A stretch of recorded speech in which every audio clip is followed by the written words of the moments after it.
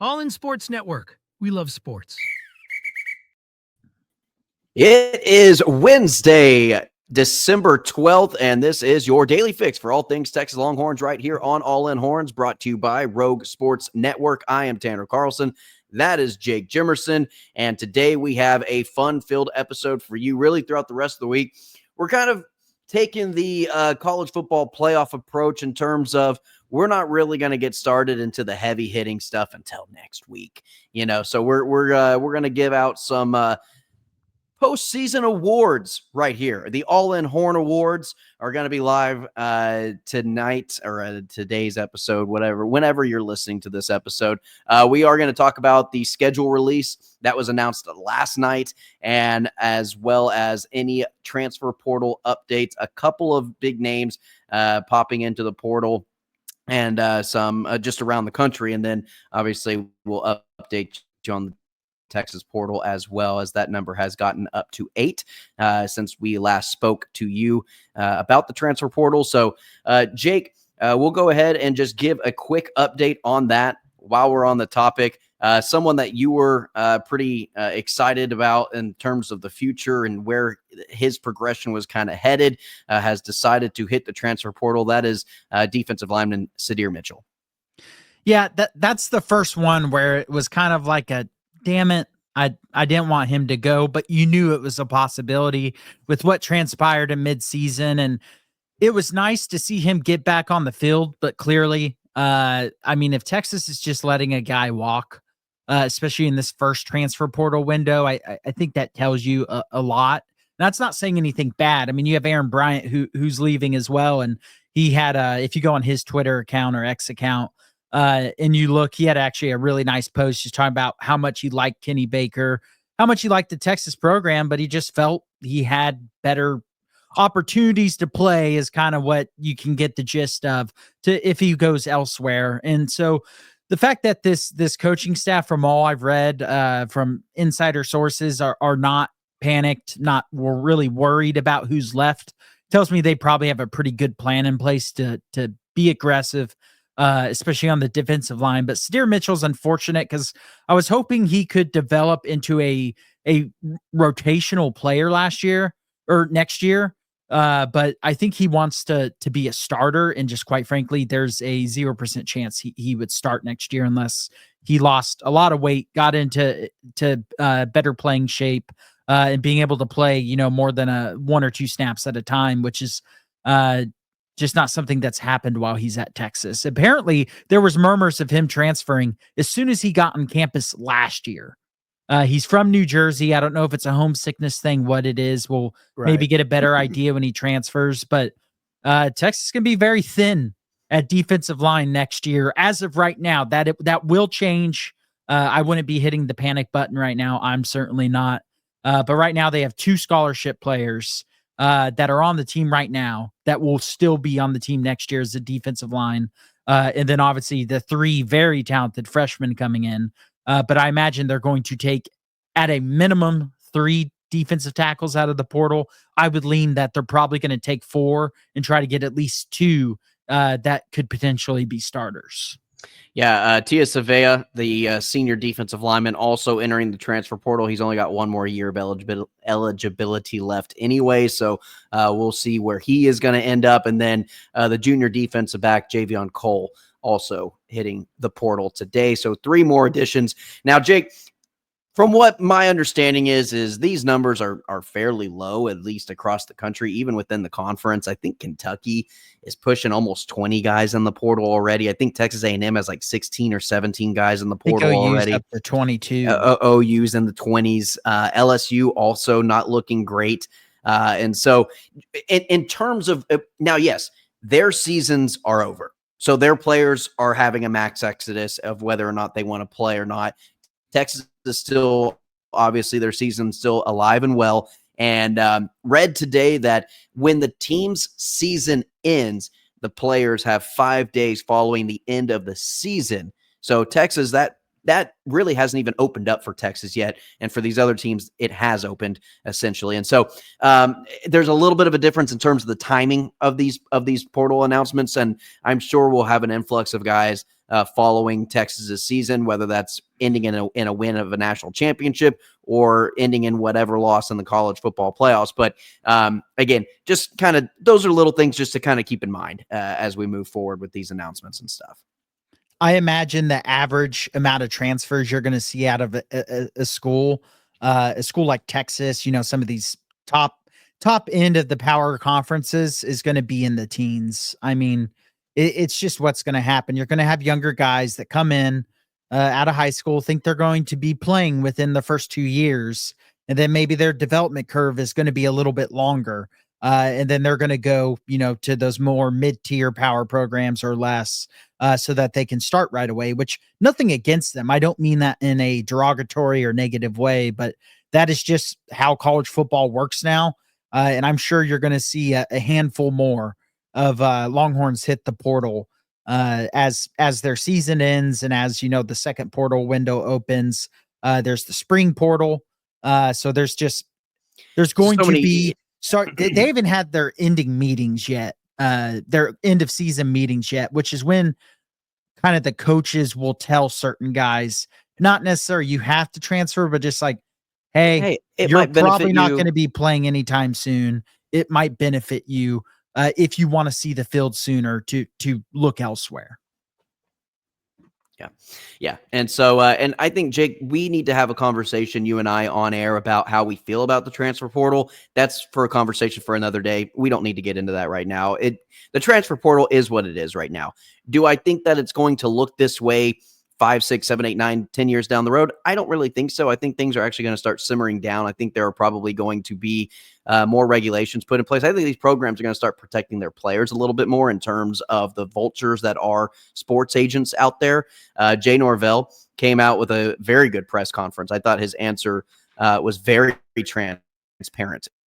And I sent that to you about these vultures, if you will, of sports agents reaching out to these players at a very young age saying, hey, look, I can guarantee you, $200,000 over here. But I'm going to take, once you sign, I'm not going to tell you yet, but once you sign, I'm going to take 25%, which is an absurd number. He was talking about how in the NFL or any professional level sports agent is maxing out at like 3%. And these guys are asking for 15, 17, even 20% of the cuts. And so I do think that there are going to be more regulated things. I think these programs are going to start protecting their players a little bit more. And I think the portal, the hot, trendy portal thing right now is going to dial back a little bit in the next 5 years or so. I don't think it's going to be 1,500 players in the portal like in an offseason after like 3 days. I just don't see that happening in the future. Well, and kind of the story that gets lost in this, and we'll dive, like you said, we'll dive more into the transfer portal maybe at the end of the season once the Longhorn season comes to a close. But there's a lot of players who enter the transfer portal and don't find a home. And what gets lost in all this is they have scholarships. And then if they enter the portal and can't find anywhere, they're not on scholarship all of a sudden. And that's a real problem that's going on in the transfer portal when you have this huge influx of the amount of kids that are entering it. And so that's something that needs to be cleaned up and fixed. Kids really need to know what can happen when they enter. Not getting the free college part gets kind of lost because all this talk about NIL money.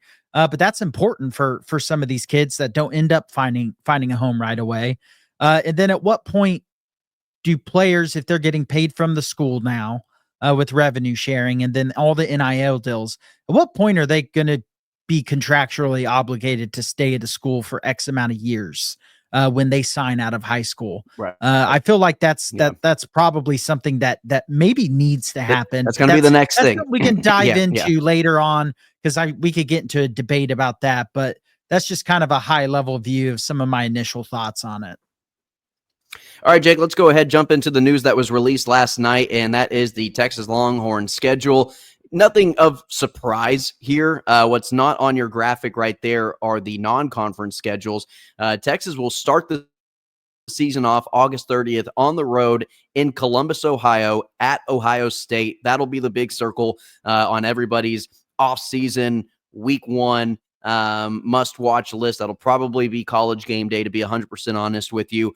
And then going into your non-conference schedule following Ohio State, you've got 3 straight home games with San Jose State, UTEP, the real UT of El Paso, and Sam Houston University out of Huntsville. And then you're going to jump into conference play, which is what you see on your screen there. Going to Florida at the Swamp, you're going to be the home team against Oklahoma in the Red River rivalry. And then 4 straight road games, if you want to look at it that way. Florida in Dallas at the Cotton Bowl, and then Kentucky and Lexington, and then in Mississippi State. Back home in Austin for Vanderbilt, on the road in Athens to Georgia, finishing off your season with back-to-back home games against Arkansas and Texas A&M. That Ohio State game is just, the conference schedule is kind of whatever. It's just, it's the same schedule as last year. I'm excited personally to try to make a road trip to Mississippi State or Florida, but other than that, I mean, it's kind of just the same schedule as last year, just flipped, obviously. But that Ohio State game is, first off, crazy to think Arch's first road start is going to come at Ohio State week 1. Yeah. What a way to have to jump into being the full-time starter for Arch Manning. And that game will 100%, I would bet a large sum of money that is going to be College Game Day as of right now. I can't imagine Ohio State or Texas going into next year not being both ranked probably within the top 5. I can't imagine that being the case. Yeah, depending what Texas does in the portal, there's a high possibility voters will put them at number 1 to start the year because of the Arch mania, of course, that is going to surround the season, which is, we'll have to talk about that on another episode, but that's going to be a toxic environment as soon as he has one bad game or one bad quarter next year, as we've seen how it's been this year. Already been with Quinn. Yeah. Jake, do you think it matters, I think I know the answer to this, but do you think it matters, having Florida later on in the season, or where these teams line up on where you play them are a little bit different this year as well? I mean, that last 3-game stretch really sticks out to me. Yeah. That's going to be 3 very physical football games in a row. Thank goodness they have a bye week before that 3-week stretch, because Georgia, obviously, it's going to be on the road. Those have been NFL level physicalness of games. These, just the level of hits happening on the field in both those games this year has been unreal. Arkansas, I saw that firsthand. Trust me, there was a lot louder pad pops going on than I saw in Manhattan against K-State. It's a different level, even though Arkansas is not a top tier team. And then the A&M game we saw this year, that is a high emotion, high energy, very physical game. So that last 3-game stretch really stands out to me as of maybe you would flip Mississippi State and Arkansas. And then really I would probably keep the rest. I mean, getting the bye before Georgia is definitely nice. I mean, they're not playing in Austin from Florida. The whole month of October. The whole month of October is on the road, essentially. They're not playing in Austin. So now they will be able to bring recruits as the home team to the Oklahoma Red River game. So any other, thoughts or anything left on the schedule for next season?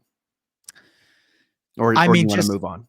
Well, we'll see. I think the strength of out of conference strength of schedule thing is going to get tested next year, because that Ohio State game, win or lose for Texas, I think will be relevant come playoff selection time, whether that be in Texas trying to get a higher seed, Texas getting into the playoff or not into the playoff. I feel like that's going to come into play, and it's going to be interesting to see how we're talking about that come next year, depending what Texas's record is and depending the other teams in it, of course. And if Texas wins that game, they better not plant a flag on center field, because that is now potentially going to be a felony after state representatives straight to jail. And that news story broke today. And these guys, Jake, it almost happens every year that these politicians are about 2 to 3 weeks late on whatever hot topic is going on in college football. It's like one of their buddies told them, "Hey, did y'all see what happened in the game?" And they're like, "No, I didn't see what happened." And this happened like 2 weeks ago. And so, they've now filed a notion that They're trying to get it passed. It won't get passed. That it'll be a felony to plant a flag following a win in Ohio. And Jake, that is one of the most loser things I've ever heard of, and soft fan base that I don't ever want to hear anything about horns down ever again in my entire life from people hating on Texas fans about being soft about the horns down thing. That is soft. That's loser mentality. Yeah, I mean, Ohio State's trying to be the Texas A&M of the North, just with more actual success on the field. That's how the Queens of the North. Yeah, that's how soft that is. I don't know if people actually in Ohio State are pushing for that, but I don't really care because the horns down narrative has followed Texas for years, and most fans, 95% of fans, if not more, do not give a crap about horns down. The only reason the penalty started was because a Texas player got flagged for putting guns down against Texas Tech, which gets lost in all of that debate. Of course it does. Conveniently enough for the people that like to bring that up, but and then you got guys like Rodney Terry making it a big deal, and then it flares. Yeah, you have a coach every decade set the discussion back a decade. Yeah. Which is why we were on podcast last year, but you and I were both very pissed off at Rodney Terry for doing that. Yeah. You lose, you take it on the chin, you move on. All right. Jake, let's go ahead, talk about the all SEC team, this Texas Longhorn team. Let's just call it for what it is. First of all, before we get going, congratulations to those who did make the all SEC team. Completely well-deserved. You've got 2 first-teamers in Jahdae Barron and Kelvin Banks. You've got 3 second-teamers, Quinn Ewers, Gunnar Helm, Ant Hill. And then you've also got 2 third-teamers, rounding your total out at 7 total on the number 3 team in the country. 3rd best defense in the country, probably 2nd best. I would call them the best defense in the country, only represented by 3 players on that defensive side of the ball. But 3rd-teamers, Trey Wisner, Andrew Makuba, snubs. Let's just go into it. It feels like there was a heavy amount of players that were not represented on the all SEC team. Yeah, I think this list was pretty just disrespectful. It's very clear that the coaches voting for this did not want to have a bunch of newcomers because several schools had more than Texas. Michael Taft not being on this list is obviously first and foremost the biggest snub. I think you and I would agree on that. Yes, absolutely. Yeah, he was my number 1 player that I noticed was not on this poster. He's rated as like the top safety in the country this year by by every statistical measurement of efficiency and play on the field that you can measure, whether that's just flat out stats or whether that's just, like graded as a player. He's probably, if not the best safety in the country, he's a top 2 or 3 player in the country, not the conference, but the country. Yeah, which would mean, Makuba only being 3rd team is crazy as is. He should be 2nd team. Taft should probably be 1st team, if not 2nd at worst. Anthony Hill is one of the 2 or 3 best linebackers in the country. Yes, there's no reason why there's no reason why he's a 2nd teamer. And they put Jalen Walker 2nd team. He's a 1st teamer. Like however whatever metric, and these are the coaches in the SEC that have made this decision. And so I don't know if it's the fact of, the Brian Kellys and the Lane Kiffins didn't play against Texas this year and they didn't have a full understanding of this team or whatever, or if it was just like, you're the first timers, you're not in your first year, you're not getting the recognition that you probably deserve. Yeah, 2 first teamers from a team in the SEC championship game is a joke. Yeah. Just right off the bat. Other names, Colin Simmons, I think you said him, Vernon Broughton or Alfred Collins, neither being on the list is pretty crazy. Malik Muhammad definitely has an argument. Just teams do not throw it on this team. Jake, the entire secondary, Jake, every secondary player that's starting should be 1st through 3rd team. So somewhere on there, whether that's Malik Muhammad, whether that's Michael Taft, they could either be 3rd team, 2nd team, or 1st team. That's fine by me. But if you're a starter on the Texas Longhorns secondary, you should be in the all-conference team, period.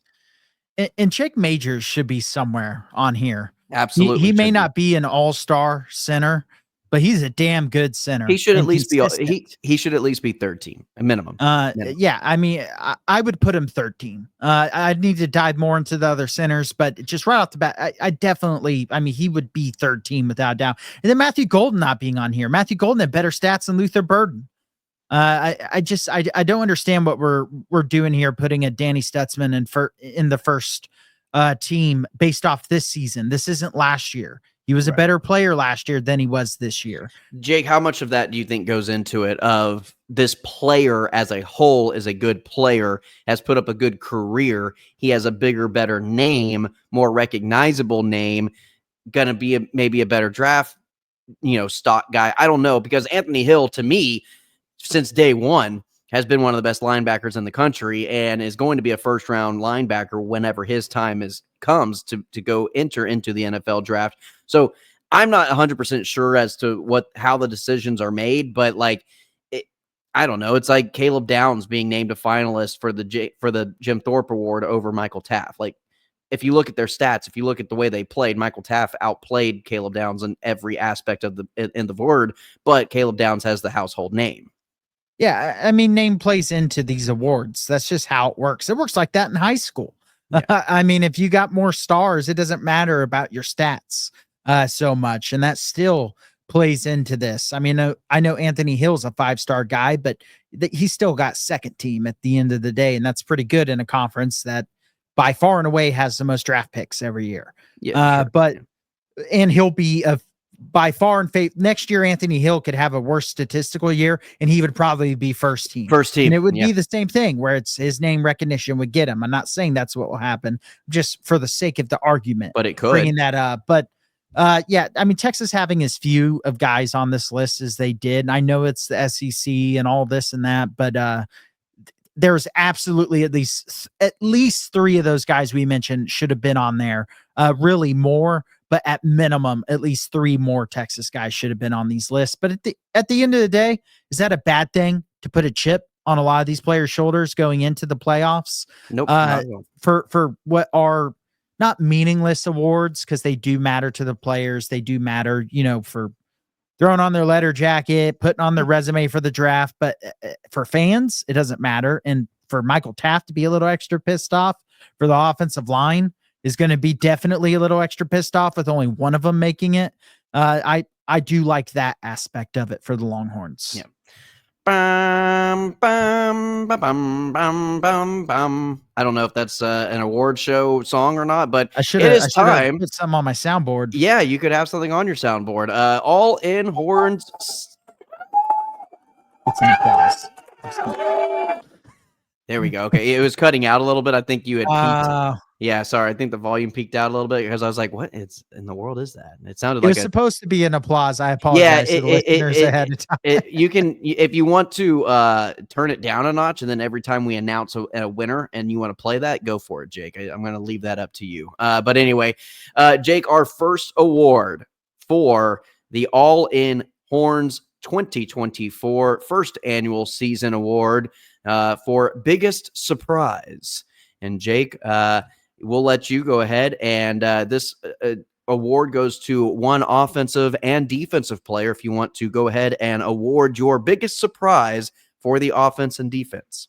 Yeah, for the offense, I'm going to go Matthew Golden. I did not foresee him being the best wide receiver on this team, and he has been at this point, we said throughout the year there's a lot of different guys, but Matthew Golden stepped up the most often, and he's the guy I'm most confident about going into the playoffs.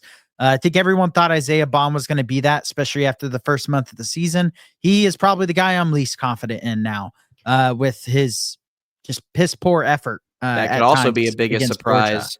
That could also be a biggest surprise, but in the negative term. Yeah, and we tried to stay away from the negative stuff with this because there's been a lot of negativity for a team that just went to a conference championship. Yeah. Someone's got to keep it positive. Yeah. And then on the defense, I'm going to go Michael Taft.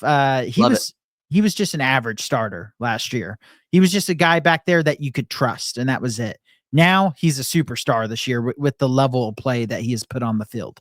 He's made Jake, himself a draft pick, and he wasn't before this. absolutely, he could get drafted. I'm hoping he decides to stay another year and increase that draft pick status, but who knows? Anyway, Jake, biggest surprise for me, I'm going to say on the offensive side of the ball, Gunnar Helm. The fact that he is leading the team in receiving just for the majority of the year is a huge surprise. And if you had told me that Texas was going to have the success on offense that they had with Gunnar Helm being the leading wide receiver or, pass catcher, if you will, I would have said, wow, this is probably not going to be the best of seasons for Texas. And yet here we are. So it was between him and Trey Wisner for me for biggest surprise. But then on the defensive side of the ball, although he's been on the team for 4 years, Jake, Jahdae Barron, we didn't even know if he was going to come back. When he decided that he was not going to enter the transfer portal and he was going to stay at Texas. Or not go pro. Or not go pro, I beg your pardon, not go pro, but return to Texas. And Texas had Makuba coming in, and the secondary was set at safety. They said, let's move him to corner. And now he is probably going to win the best cornerback of the year with Jim Thorpe Award. And so I think Jahdae Barron deserves best or biggest surprise on the defense side of the ball. And a guy that the coaching staff is going to use as an example to pitch to guys to stay another year and be like, and Tavondre Sweat falls in that too, but Jahdae Barron being like, look, he went from being a guy that was going to be a 4th or 5th round pick to now a 1st or 2nd round type of guy. Freshman of the year, Jake. This one was very simple for me. Colin Simmons. Texas has not had an edge rusher like this since probably not Brian Iraq. Sergio Kindle, maybe. Sergio Kindle. I don't know Brian who was first in that. Sergio Kindle. Yeah, those years start to mix together. I know there was a big thing about Jackson Jeffcoat coming in, and he never really lived up to the expectations or standard. He had some good years, but not great. Right. Colin Simmons has a chance to end up being the best edge we've seen at Texas because he is incredible. What amazed me about him this year was not. I knew the pass rush was going to be in there. I was curious if he could play early downs and play against the run. He's one of their best players against the run. He's just one of their best players. He would be a 1st round draft pick if he went pro right now. And Jake, I'm not sure there was really any other freshman to choose from other than this next winner for me, because you took Colin Simmons, was Ryan Wingo. So on the offensive side of the ball, Ryan Wingo, freshman of the year in terms of that side of the ball. I couldn't agree with you more on Colin Simmons, but I do think we have a very bright future ahead of Ryan Wingo, especially with the Arch connection coming up next season as well.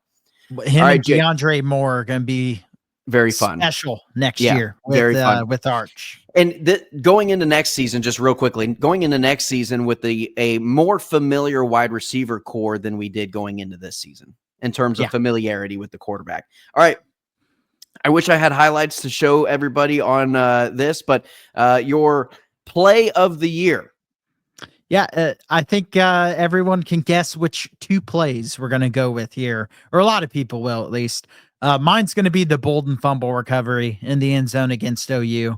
Because for all the reasons I've mentioned so many times on this podcast, that was such a culture play, a guy that just came to the program, really wasn't as big of a role as I think he was hoping to be, as fans were hoping him to be as well.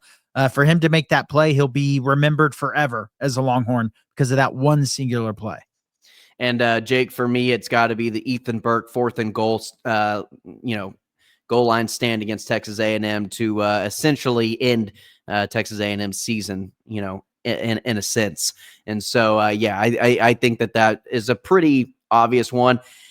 Honorable mention for me, Jake, it was really between this play. I really thought about it. It didn't have nearly the impact as the Ethan Burke stop for obvious reasons, but the 70-yard touchdown run by Arch Manning when he comes into the game for the first time against UTSA, that was something that I did consider of like, that was a really exciting play. So that wasn't my next closest one. My next closest one was the one I got to see live, the Alfred Collins strip. Oh, nice. Of Arkansas. 10 yards down the field, just comes flying like a spider monkey out of nowhere and spikes the ball and ends the game against Arkansas, puts them away when Arkansas was getting momentum. That play is another one I have right there with the bull. I almost put it over the Bolden. I knew I was going to give you the Burke one. Yeah. And Jake, most swagger. This is a fun one. We have another segment coming up tomorrow's episode we've got planned for everybody when it comes to some swag on this in Texas history. But Jake, for the 2024 Texas Longhorn football team, who has the most swagger?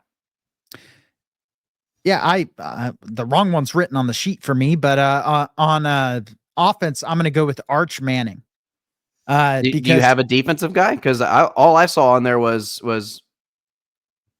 just one player. Yeah. Nope, I was looking at the wrong line. Yep, that's okay. on I me. was like, I'm pretty sure I'm looking at it correctly. My brain's on a bye week, so just excuse me. You've got Arch Manning. I got Arch Manning just because. Yeah, I did not see the dance moves coming out of this kid when he came in. He has the most swagger of any Manning ever, which automatically makes his swagger amplified because he has Manning as his last name. Or a level. Where's it at? I mean, it's like a 10 out of 10. It's got to be on a scale of 1 to 100. It's got to be 101. I mean, it's through the roof. He played in just a few games this year, and yet every single one of those had a clipped dance, scowl against A&M or something, and this whole team rallies around him, and there's already no doubt who the leader is going to be at the team next year. Oh, I'm so excited, Jake. I'm so excited. We still got a playoffs to look forward to. I know. I'm very excited. It's nice to be excited about the next season already. Why is that wrong? Having a great season. Why is that wrong? Tell me why that would be wrong. Because of the way that the fan base is right now. You're either on the side that thinks Quinn Ewers sucks and Arch Manning should be starting now, or you're on the side that thinks Quinn Ewers is the best quarterback to ever play football. And there is no in between, Tanner. You are not allowed to have a nuanced view on Quinn Ewers. You're exactly right. Jake, player with the most swagger for me, I go with my boy Michael Taft, man. Wearing the cowboy hat and pulling out the T-shirts for his teammates, during warm-up, the Jade for Thorpe Award T-shirts. And I definitely think Michael Taft has a lot of swagger. And just his press conferences, he's just so confident and well-spoken and just seems like a genuine leader of men out there, and which – I've said it multiple times. I think he's a great candidate to be a future head coach at some point in time. I can see him walking the sidelines for some program, being a very successful head coach somewhere along the lines. I don't know where, but somewhere. But as long as he keeps that big cowboy hat after the Michigan game, that dude's got some swagger to him for sure. Yeah, he makes me want to donate to the NIL fund with money I don't have. Just to be like, put this for Michael Taft. I'd like to see him play again next year. Very badly. I mean, who would have thought after last year I'd be saying I desperately want Michael Taft to return, and he's one of the top on my list of guys that could leave that I really want to stay. All right, Jake, and the final award given to the MVP, both offensive and defensive awards, will be given out. But Jake, your offensive MVP. I went with Gunnar Helm for this one because he was your biggest surprise. For me, he's just flat out the MVP of this offense. Feels like any time that they need a big play or can't find someone or the wide receivers aren't getting open, there's Gunnar Helm. And unfortunately, blocking wise, he's going to get remembered for that sack, which is not his fault. That is a schematic issue on that singular play. But he's a pretty good blocker, and he became a great wide receiver this year. And was the top receiving threat for Texas at the end of the day. Yeah. For offense, Jake, I'm going to go Trey Wisner. And I think some people might say, well, why Trey? Did he have a full, complete season? Without the contributions from Trey Wisner, the running game would have been absolutely a disaster, whether that be Jaden Blue being the primary ball carrier with the fumble issues, the amount of bodies that Texas couldn't afford to lose. And for Trey Wisner to come in as a third string running back and to contribute the way he has, when he was supposed to go into the season as a primary special teams contributor, it's big. It was big to have his games that he had, obviously the Texas A&M game, the Arkansas game where they leaned on him at the end of that game to close that game out. Kentucky, same thing. So I just think that Trey Wisner really had a great season in a position where Texas had to have something going at the running back position, and he stepped up in the biggest way. Jake, for defense, your MVP. Yeah, first off, my honorable mention, I just have to say his name one last time. Kelvin Banks. He's still the best player on the offense. I just think Gooseby coming in and feeling that made me go, well, the MVP should be a guy where if you lose him, does the offense maybe fall apart? And I think it could have if Helm went down. On defense, I'm going to go with Makuba. And my biggest reasoning behind is he may not have the conglomerate of stats that some of the other guys have, but in every big game, he made some of the biggest plays. Against Georgia, he was at his best. Against A&M, against OU, he was always around the football. He brought a different level of IQ to this defense where combined with Michael Taff, you had two quarterbacks back there at safety as far as the mental aspect goes. I just loved his play in the biggest moments of the season. And I think if he wasn't on this team this year, I don't think they have the best defense in the country. I agree, Jake. And for me, it's going to be Anthony Hill. Basically for all the reasons that you said for Makuba, but Anthony Hill, he's the middle linebacker. He's the quarterback of the defense. If you look at his communication and what he's doing to get the defensive line set up where they need to get set up for the linebackers to come in and attack, whether that's a blitz package or dropping back in coverage, whatever it is, he is all over the place when it comes to setting up the defense pre-snap, and his communication is second to none. And then he just goes out there and makes plays. And he can read an offense, and he knows where the ball is going and who it's going to before it's even snapped. He gets there, makes the play, very rarely has a screw up. And so for that reason, Anthony Hill, the leading tackler for the number one defense in the country, is your MVP. Jake, I know we have another segment technically, but since we're at the 36-minute mark, let's go ahead, push it to tomorrow. Tomorrow is going to be a very fun episode. I want everybody to know that right now. We drop these episodes at noon from Tuesday through Friday. And then on Saturday, this week, we are going to have a little bit of a different episode on Saturday. In fact, we've gone ahead and discussed that we're just going to do betting lines, our best bowl bets on Saturday. So if you are a betting man or woman, be sure to tune into that. And maybe if you parlay our bets, we might make you some money. Who knows? So we're going to go ahead and do that. But for tomorrow's Friday episode, you're going to want to tune in. It's going to be a lot of fun. We've got a lot of fun segments. It's just going to be us just goofing off and applying some of our favorite personal life things integrated within the Texas Longhorns. So we're combining a lot of our two favorite things in tomorrow's episode. So you're not going to want to miss that. For Jacob Jimerson, I'm Tanner Carlson. This is your daily fix for all things Texas Longhorns. Be sure to like, share, and subscribe. It doesn't cost you a dime, just a little bit of your time right here on All In Horns. And as always, ladies and gentlemen, hook 'em. All in Sports Network. We love sports.